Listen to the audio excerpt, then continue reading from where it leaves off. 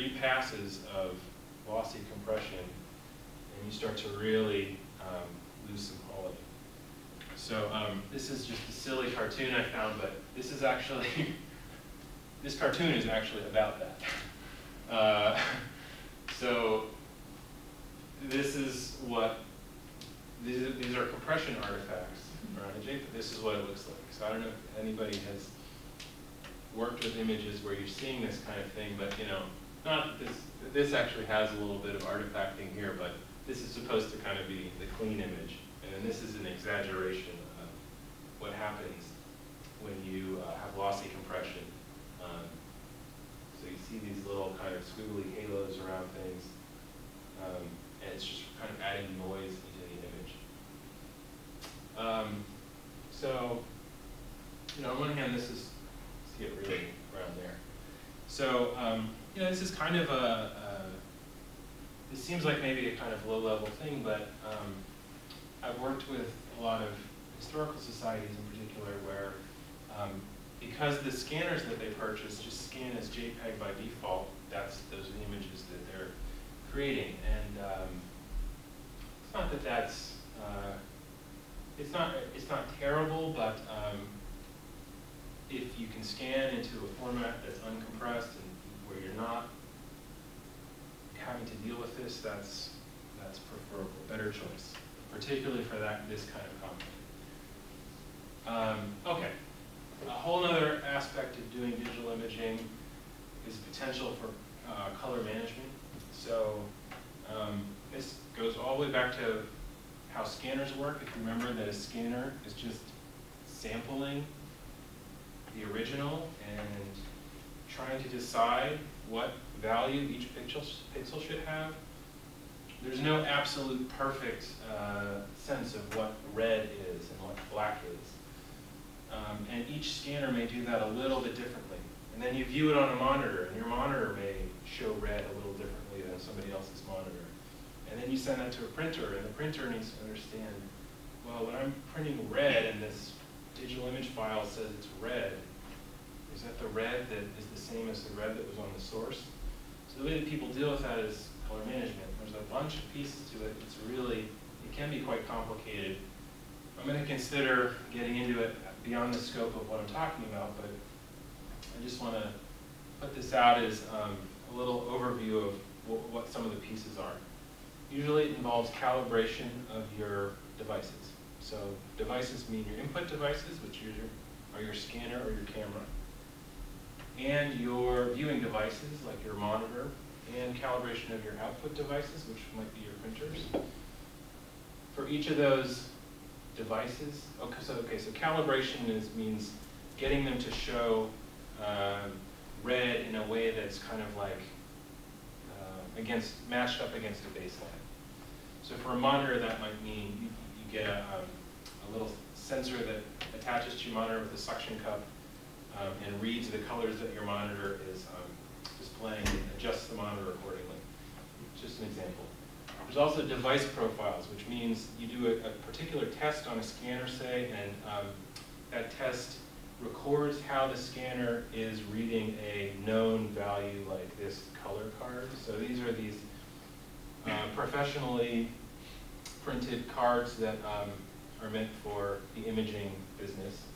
And they're very careful when they print these cards that this red is exactly the same as a known value of red for every card. So if you have your scanner scan this, you can use it to create a profile that says, well, my scanner is seeing this red as this right now. And if you attach that profile to all the digital images that you create down the road, people can kind of reverse that and say, well, okay, if the scanner was reading red as that, then we know the original artwork that was scanned, this is kind of what the red was like. So those profiles get embedded in the images. Then you can also, a kind of low-cost way to cover yourself is to include targets and color checkers in your scans that you make, and I'll show examples of that as well. So that way, if down the road somebody gets your image, and it could be a printer, it could be a user 100 years from now, if you've included something that has known color values in your image, somebody can work backwards from that to kind of understand the particular way that your scanning device understood color at the time. All right, more characteristics of digital images. There's internal file metadata. Metadata, for anybody that's not in the library profession, metadata is really just descriptive data about the thing. So here's an example. All the photos that you take with digital cameras contain this embedded metadata. It's just a matter of the right software to view it. But here's an example where this is actually in the image file. This is the JPEG.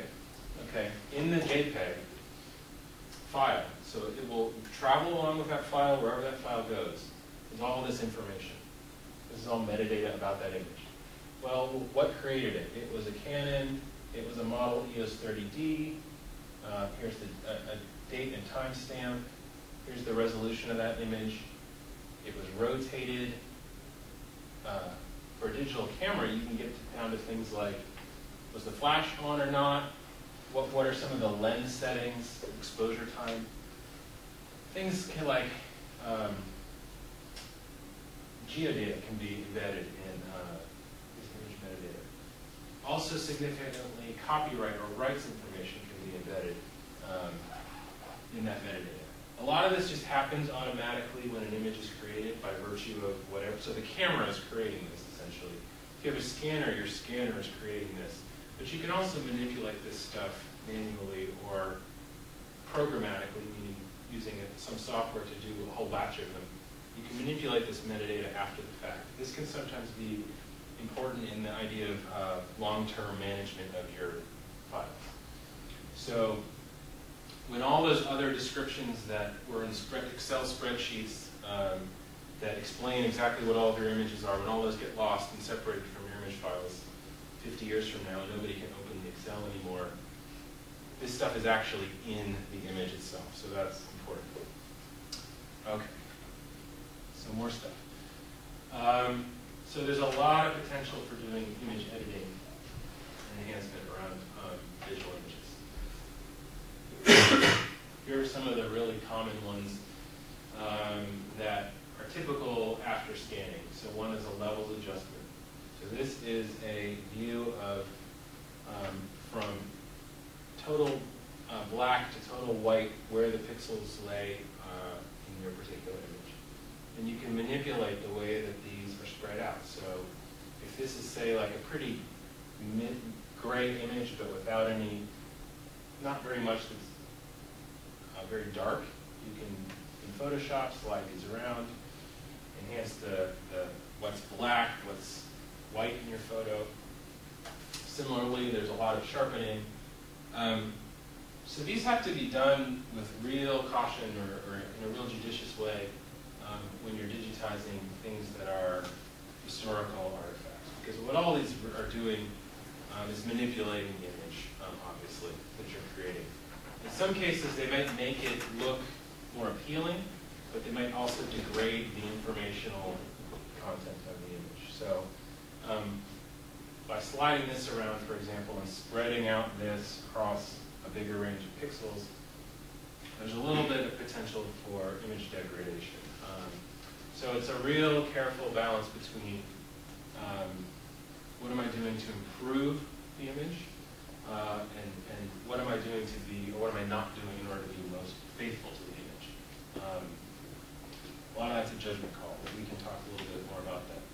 All right, so that's sort of my overview of what a digital image is, what are some of the vocabulary around digital images, for how we talk about them, and I'll move into some of the decision making that we make in libraries, archives, and museums around digitization. And at this point, any questions or any comments about anything? I'm going to do it on time. Start, okay. We're here till 3, right? Okay, good, okay. Okay, so this is really an important, what I'm going to talk here is really kind of concepts. So I'm not going to say the rest of the presentation, like here's exactly what you do when you're scanning in a library. Because one of the important concepts is there really isn't a single best way to do it. It'd be convenient if there was, and I think a lot of people look for kind of single set of standards, like, well, you know, in a library we're always going to scan everything in color at 600 dpi so that we can get the greatest possible image for everything. Well, that really doesn't make sense for all the material that you have. At the same time, it wouldn't make sense to scan everything in a library as only black and white bitonally, right? Because in a lot of cases the information has to do with color or the nature of the thing that you're scanning. What it is has a lot of color information related, so it's not always true. So this is a really important point, I think, which is to say that whatever your specifications are, it has to depend on you understanding what your content is and what you're doing with it. Why are we scanning this content? So you have to kind of really think before you come up with specifications. And sometimes when you have a project that covers a lot of different material, that's a lot of different formats, that can be challenging. Because even to get a sense of what you're going to be digitizing, if you walk into an archives and say, well, we know we're going to digitize these collections and there are all these boxes over here, you may not even know what you're going to find when you open those boxes. So this process can be a little challenging, and sometimes you have to, I think, do things like sample the content, so pick up every fourth box and look through it in order to get a sense of what you're actually working with. All right, so getting more specific. This is a very important concept. This wording came out in a blog post from the Library of Congress. The Library of Congress has a digital preservation blog, which is excellent, really, really good. It's called The Signal. And I can send out the URL later, but really great articles about issues around digitization, digital collections, that are written, they're really thoughtful, but they're also written for a real general audience.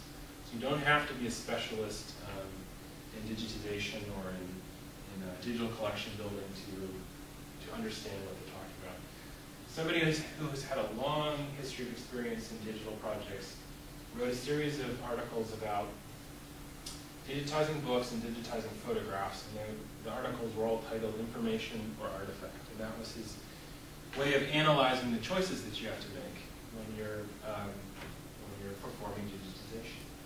And this is, in a nutshell, the kind of analysis that you do that helps you determine how to scan something. Okay, so what does that mean? When you think about, let's just take a book, for example, because I'm going to use, these are images that are examples from his blog post. All right, so this is the far end of the spectrum, that a book is just information, right?